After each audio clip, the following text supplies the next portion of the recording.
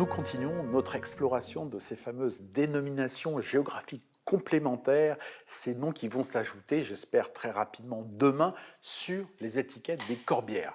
On en explore 5 aujourd'hui, peut-être que demain il y en aura plus. Il faut rappeler que dans les années 80-90, 11 territoires avaient commencé à être délimités. Alors, cette vidéo est consacrée à ce qu'on appelle les terrasses de Lézignan. Alors, terrasses de Lézignan, si vous vous promenez en voiture dans ce grand Languedoc, quand vous êtes à Narbonne et que vous prenez l'autoroute pour aller à Carcassonne, sur l'autoroute, toute la partie à droite, que vous ne voyez pas forcément parce que bien évidemment nous sommes dans un paysage rocailleux et montagneux, mais toute cette partie à droite, ce sont les terrasses de Lézignan. Les terrasses de Lézignan, il y a Lézignan-Corbières, bien évidemment, la ville qui est à côté.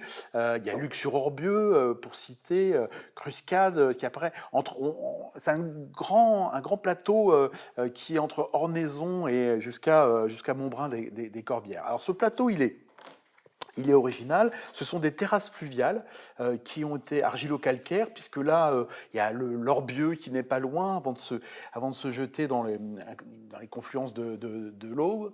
Il y a ce sont des plaines qui donnent des propriétés avec pas forcément beaucoup de relief, c'est-à-dire qu'on a un accès à la vigne assez facile, le travail à la mécanisation de ce secteur s'est fait assez rapidement, une assez belle homogénéité d'ailleurs dans les propriétés qui peuvent être aussi assez importantes, ça c'est un des marqueurs quand même des Corbières, ces détails quand même assez importants sur certaines grandes propriétés historiques. Il y a 10 communes en tout qui sont aujourd'hui, qui travaillent sur un cahier des charges commun de terrasses de Lézignan. Il y a des noms assez connus, mais j'ai aussi fait des découvertes parce qu'on va parler maintenant de dégustation.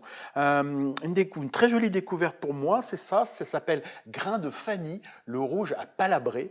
Un 2021, c'est Fanny Tisser, vigneronne récoltante.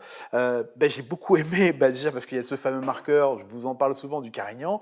Quand il est bien mûr, quand il est bien fait, il me séduit beaucoup, associé au Grenache. C'est intense et coloré, ça met un peu le tempo sur le style du secteur. Les vins des terrasses de Lézignan sont quand même assez naturellement très sombres dans leur couleur. 2021, un millésime très compliqué partout en France. Nulle part on vous entendra dire que 21 années de gel, 21 années chaotiques au niveau des maladies.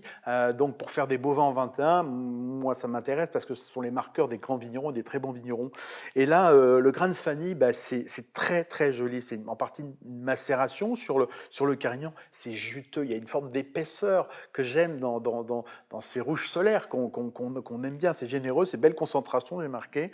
Et puis surtout, on est dans des prix très sages dans les Corbières. Mais là, je dis très sage, là on a à 9 € la cuvée, j'ai mis plein de points d'exclamation. Et je dis, pour quelqu'un qui travaille ses vignes, que ça sent comme un jardin, je dis chapeau. Voilà, c'était une super belle mise en bouche, ce grain de Fanny 2021. Alors, deuxième bouteille, alors c'est important, il pèse très lourd dans les Corbières, c'est bien évidemment les coopératives.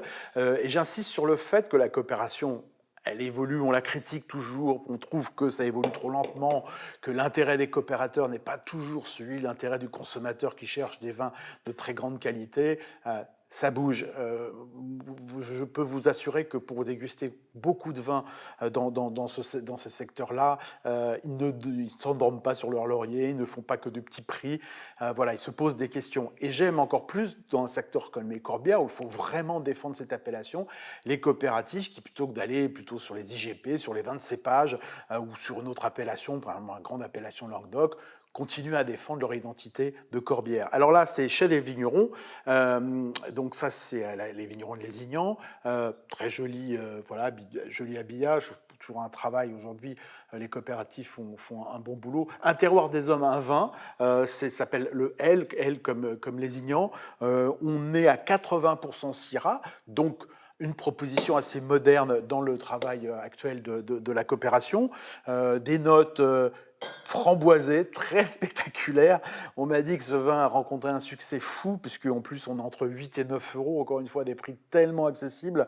Alors c'est peut-être un peu trop pour moi framboise, j'avais l'impression de rentrer dans une pâtisserie et que le pâtissier venait de sortir ses tartes à la framboise du four, c'est peut-être un peu trop, mais je comprends. Et puis c'est travailler avec des levures, bien évidemment, mais c'est des levures qui expriment le goût de cette Syrah dans ce secteur-là. C'est chaud en finale, c'est très très sexy, facile, voilà. Le rouge de barbecue super sympa, qui servi très légèrement frais, peut aussi passer à l'apéritif.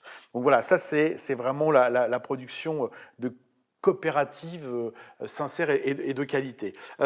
Beau jus, là je me suis arrêté un petit peu plus longtemps parce que le vin avait un petit peu plus de choses à dire. C'est Clos du Cerf, propriété en conversion biologique, Syrah Grenache, Mourvèdre Carignan. Alors c'est Paul et Sarah Refalo, c'est une installation, une reprise relativement récente. C'est très bien fait. Ce sont des jeunes vignerons qui sont, je crois, formés avec un très joli tour du monde dans l'hémisphère sud. Des parents coopérateurs, donc une reprise d'un foncier, d'un patrimoine, et qui, avec la volonté aussi de défendre les corbières. Et ça, je trouve ça très très bien.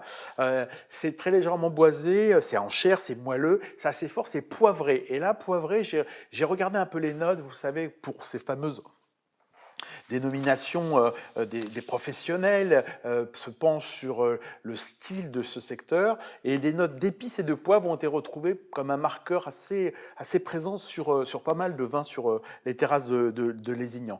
Clos du Cerf, c'était à suivre. En tout cas, c'est vraiment un domaine, à mon avis, qui va continuer de monter. Autre, alors là, on rentre dans les très très grands classiques. Quand j'ai commencé mes premières tournées en corbière au XXe siècle, c'était déjà une propriété très en vue, c'est l'étang des Colombes, c'est la famille Gualco. Alors maintenant, c'est le fils, Christophe, qui est à la tête de ce domaine. Bon, est-ce qu'il faut présenter l'étang des Colombes?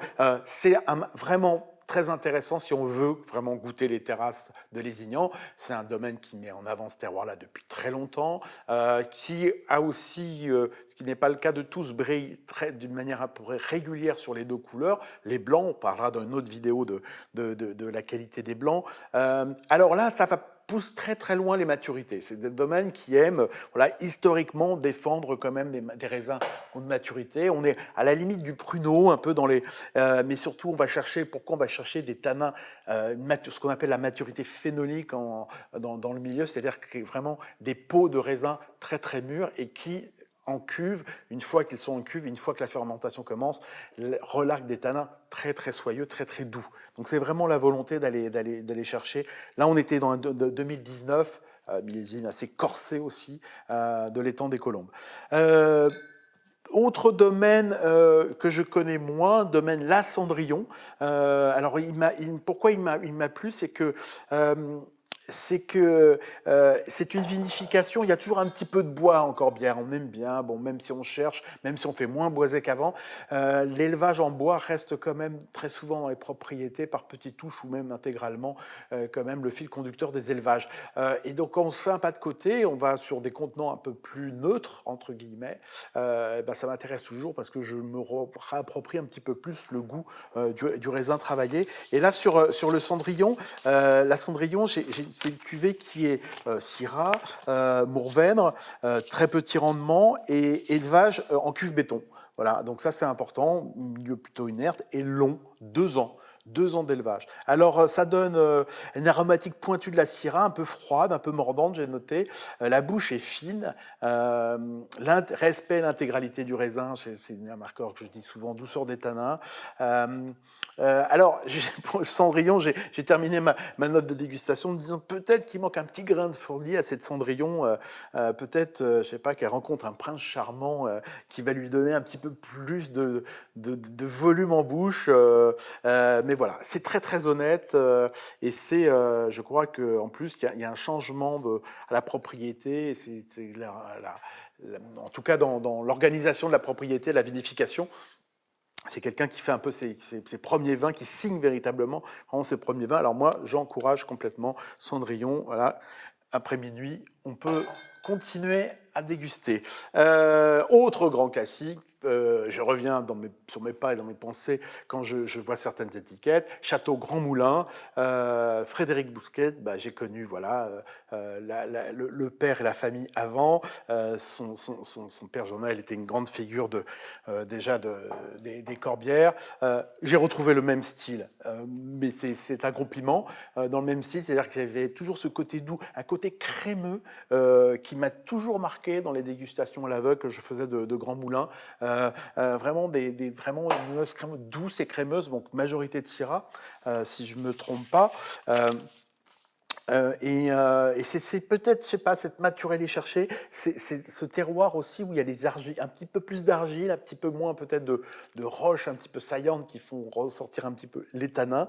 Voilà, la réglisse noire aussi, je trouve souvent dans ces vins, ces nuances de réglisse, voilà, voilà, qui restent en bouche comme une jolie boule, un petit peu douce. Il n'y a pas de sucre résiduel, mais ça quand même, c'est un peu doux quand même en texture. Voilà, Syrah et Grenache, j'ai la confirmation, puis toujours des prix très abordables. Voilà, beaucoup de vin en terrasse de Lézignan, donc beaucoup de plaisir à explorer tout ça.